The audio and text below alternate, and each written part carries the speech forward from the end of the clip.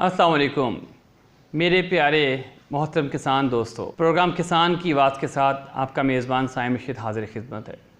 आज का प्रोग्राम का उन्वान है तिल या तिली की काश्त। तिल जिससे आप सब लोग वाकिफ़ हैं, एक खुर्दनी तेलदार अजनास है जिससे हम खुर्दनी तेल हासिल करते हैं। इसका और भी बहुत सारा इस्तेमाल है, तिब में भी इसका बहुत सारा इस्तेमाल है। इसके अलावा घरेलू बहुत सारे खानों के अंदर इसका इस्तेमाल किया जाता है। तेल के अंदर 55 से 60% तक तेल होता है। ये तेल का खुर्दनी तेल का बहुत बेहतरीन सोर्स है, बहुत ही शानदार ज़रिया है और इससे हासिल शुदा तेल जो सा होता है वो तिबी लिहाज से बहुत फ़ायदेमंद। तेल की काश्त पाकिस्तान में रोज़ बरोज़ बढ़ती जा रही है। खुर्दनी तेल की जो कीमतें हैं पिछले साल से इनको देखा जाए, इस साल जो खुर्दनी तेल की दीगर अजनास की कीमतें हैं उनको मद्देनज़र रख के कहा जा सकता है कि तिल की कीमत इस साल पाकिस्तान में 10,000 रुपये मन से ज़्यादा ही रहेगी और ये एक बहुत बेहतरीन फ़ायदेमंद फसल साबित होगी। तिल बेसिकली पाकिस्तान में जो काश्त किया जाता है उसको लोग तिल और तिली दो किस्म में, दो नामों से इसको तकसीम करते हैं। हालांकि बुनियादी तौर पर ये एक ही चीज़ है। तिली जो सी होती है वो सिंगल स्टैम्प या बग़ैर शाख के जो तिल की किस्म से कहा जाता है। पाकिस्तान में इसकी मंजूर शुदा जो नस्ल है उसका नाम TH06 है। इसमें इसकी फलियाँ इसकी मेन स्टेम के साथ लगती हैं और दूसरी की अक़साम जो सी हैं वो आपकी TS5, T89 और TS3 हैं। वो सारी की सारी शाखदार अक़साम हैं, यही इनका फ़र्क है। लेकिन हमारा फार्मर जो सा है इसको जो शाखदार अक़साम को तिल कहता है और जो सिंगल स्टैम्प है TH06 उसको तिली कहता है। ज़मीन के लिए तिल जी हल्की मैरा भारी मैरा ज़मीन इसके लिए बहुत बेहतर है। इसके अलावा हल्की जो रेतली ज़मीन है जिसके अंदर मैरा ज़मीन की मिकदार भी निस्बतन बेहतर हो, उसके अंदर भी तिल की काश्त की जा सकती है। तिल मौसम गर्मा की फसल है, इसको गर्म खुश्क मौसम बहुत पसंद है। पानी की इसकी ज़रूरियात बहुत कम है। तिल की काश्त जो तिली TH06 है उसकी काश्त जो सी है वो आप मार्च के महीने में भी कर सकते हैं, मार्च से लेकर 15 जुलाई तक कर सकते हैं। जो काश्त उसकी मार्च में होती है उसे आप बहारिया तिल कहते हैं, फसल कहते हैं, और जो उसकी जुलाई में की जाती है उसको आप मौसमी तिली कहते हैं। जो तिल की बाकी अक़साम है, शाखदार अक़साम है, उनकी काश्त आप 15 जून से शुरू करें और 15 जुलाई तक ख़त्म कर लें। आप 5 इलाकों में 15 जून से 30 जून तक और बारानी इलाकों में 1 जुलाई से 15 जुलाई तक इसकी काश्त मुकम्मल कर लें। तिल की काश्त जो सी है वो मुख्तलिफ़ तरीक़ों से की जाती है, जिसमें ड्रिल का तरीक़ाकार भी है जो कि सबसे बेहतर है। और बीज का इस्तेमाल तिल के अंदर फ़ी एकड़ 1.5 से 2 किलोग्राम बीज इस्तेमाल होता है। बीज हमेशा तस्दीक शुदा सर्टिफाइड कंपनी से लें, उसका टैग चेक करें कि उसके साथ टैग लगा हो, उसकी एक्सपायरी चेक करें और उसकी इनवाइस लें और उसके बाद उसका इनवाइस संभाल कर रखें। अगर आपकी जर्मिनेशन, आपका उगाव 90% से कम हो तो आप जिस डीलर से आपने लिया उसके ख़िलाफ़ कार्रवाई कर सकें। तिल के अंदर आपने जब बीज का उसको लगाना है उससे पहले आपने 2 ग्राम थायोफ्लोरामाइड या कोई भी अच्छी फंजीसाइड 1 किलोग्राम बीज के हिसाब से इसको ट्रीट करें ताकि जो बीज से पैदा होने वाली बीमारियां हैं उनका ख़ात्मा हो जाए। तिल बहुत ज़्यादा मज़ाहमत करने वाली मजबूत फसल है। ये बहुत से हशरात को, बहुत सी बीमारियों के ख़िलाफ़ क़ुव्वत मुदाफ़अत रखती है। इस पर इतना शदीद हमला नहीं होता। इसकी खादों की ज़रूरियात बहुत कम है।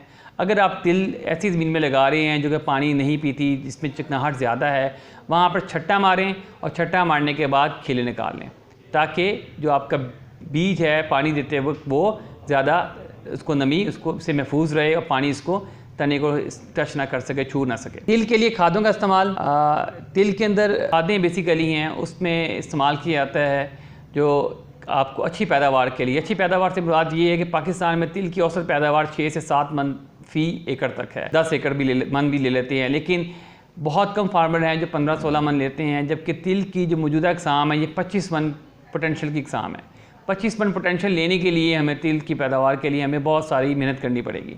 यानी कि अगर 25 मन पैदावार आप लेते हैं या 20 मन भी ले लेते हैं तो आप देख लें ये आपकी जो कीमत इसकी मौजूदा हालात में 2 लाख रुपये फ़ी एकड़ तक आपकी फसल आ सकती है, जो कि एक बहुत ही बेनिफिट इसका है। 120 से लेकर 130 दिन के दौरान ये फसल तैयार हो जाती है 4 से 4.5 माह में, और इसमें आपको बहुत मालियाती बेनिफिट हो सकता है, फ़ायदा हो सकता है। जड़, तने की सरांड, अखीरा से बचाव के लिए फफूंदी कुछ दवाई लाजमी लगाएं, जैसे मैंने बताया थायोफ्लोरामाइड या डाइफिनोकोनाजोल प्लस रॉक्सीस्ट्रोबिन, ट्यूबोकोनाजोल, प्रोपिकोनाजोल इस तरह लगाएं। कतार से कतार का फासला ड्रिल काश्त में 45 सेंटी या 1.5 फुट रखें और बीज से बीज का फासला आपने करना है कि आपका कम से कम, यानी कि बीज चूँकि इसका छोटा होता है, बहुत ज़्यादा ड्रिल में इसका होता है कि एक आपका बीज ज़ाया हो जाएगा, तो एक उसकी ड्रिल इस्तेमाल करने से पहले इसकी एक पुर बंद एक खोल लें और 6 से 8 किलोग्राम खुश्क रेत बीज में शामिल कर लें, 2 किलोग्राम बीज में।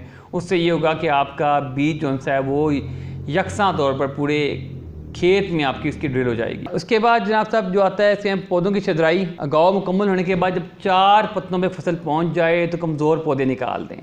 पौधों का आपस में फासला जो आपकी शाखदार इकसाम है उनके लिए आप 6 इंच रखें और गैर शाखदार TH06 के लिए 4 इंच रखें। इस तरह आप तकरीबन 87,000 पौधे से लेकर 58,000 पौधे फ़ी एकड़ तक आपके रह जाएंगे।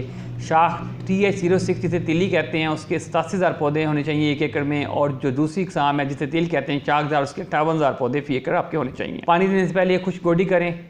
अच्छा, तिल के लिए खादों का इस्तेमाल। तिल जो कि बेसिकली खुर्दनी तेल इससे निकलता है, 60% इसकी पैदावार जो सी है वो खुर्दनी तेल ही है। इसका 60% हिस्सा तेल पे मुबनी होता है। इसका मतलब हो गया जो भी अजनास जिसके अंदर आपको तेल ज़्यादा पाया जाता है उसके लिए खुराक का मेन हिस्सा पोटाश और सल्फर होता है। तिल की काश्त के लिए आप ज़मीन की जब तैयारी करें, फाइनल तैयारी या आखिरी मराइल में, उसमें 1 बोरी DAP या 1 बोरी ज़ोरावर खाद या आप 2 बोरी नाइट्रोफास दे सकते हैं। अगर आप 2 बोरी नाइट्रोफास देंगे तो फिर आपको मज़ीद इसके अंदर नाइट्रोजन देने की ज़रूरत नहीं है। तिल की फसल जो कि फलीदार फसल है, ये अपने इसको स्टार्ट में शुरू में थोड़ी सी इसको मकदार में नाइट्रोजन चाहिए होती है, उसके बाद ये अपनी 80% ज़रूरत की नाइट्रोजन फ़ज़ा से ले लेती है। इसमें इसको मसला दरपेश नहीं होता। पोटाश और सल्फ़र। सल्फ़र का बेहतरीन इस्तेमाल ये है कि ज़मीन की तैयारी के वक्त सल्फ़र बेंटोनाइट 25 किलोग्राम फ़ी एकड़ इस्तेमाल करें। जितना ज़्यादा सल्फ़र होगा उतना ही ज़्यादा आपके अंदर तिल के अंदर तेल की मिकदार बढ़ेगी। पोटाश की वजह से ओवरऑल पौधे की सेहत और उसकी हेल्थ बढ़ेगी और पैदावार में इजाफा होगा। हमारा फार्मर सल्फ़र और पोटाश के ऊपर कंप्रोमाइज़ करता है, नहीं डालता। तिल को फास्फोरस और नाइट्रोजन से ज़्यादा सल्फ़र और पोटाश की ज़रूरत है। तो 1 बोरी आप इसमें DAP दे सकते हैं। प्रोग्राम के साथ इसमें आप देखेंगे पूरा शेड्यूल दिया गया है तिल की पैदावार का, उसमें उसकी खादों का बताया गया है, उसके तमाम तरीक़ेकार स्प्रे का बताया गया, आप उस स्क्रीनशॉट ले सकते हैं, पढ़ सकते हैं। इसके बाद ये तिल की हार्वेस्टिंग आती है कि तिल को आपने बर्दाश्त कैसे करना है। तो 100 से 120 दिन में ये फसल पककर तैयार हो जाती है। बाज़ का 120 दिन से ज़्यादा भी ले जाती है, लेकिन 130 से 135 दिन इसकी आखिर होती है।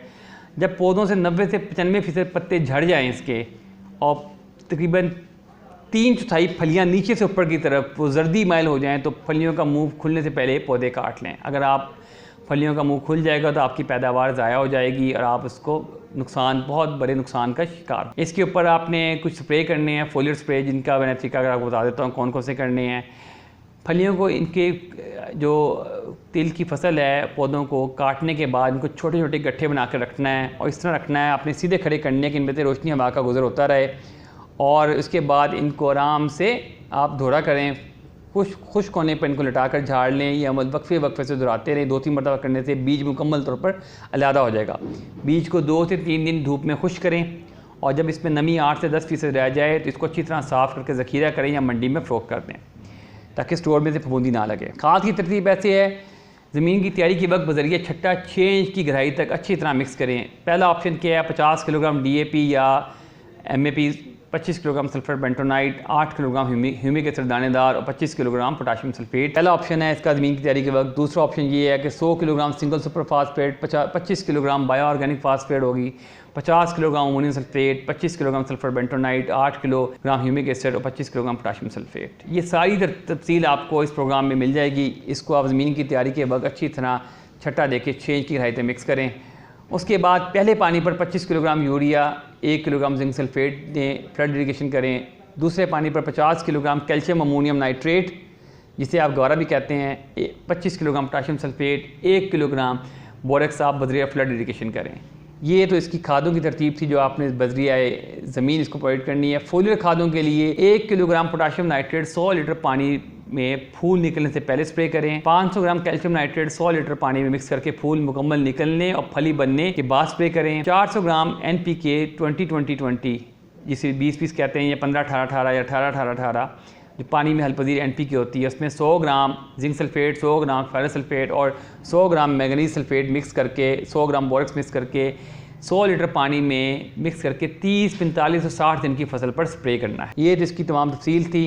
आपको मुकम्मल की तफसील इस प्रोग्राम के साथ मिल जाएगी, जिसको आप स्क्रीनशॉट लेकर अपनी बेहतर पैदावार ले सकते हैं। अगर आप इस तरीके से अपनी तिल की काश्त करते हैं और तमाम खादें और फोलियर स्प्रे मुकम्मल करते हैं तो अल्लाह ताला की रहमत से इंशाल्लाह ताला अल्लाह ताला बरकत डालेगा। आप 20 मन तक, 15 से 20 मन तक फ़ी एकड़ पैदावार ले सकते हैं। शुक्रिया। अस्सलाम वालेकुम।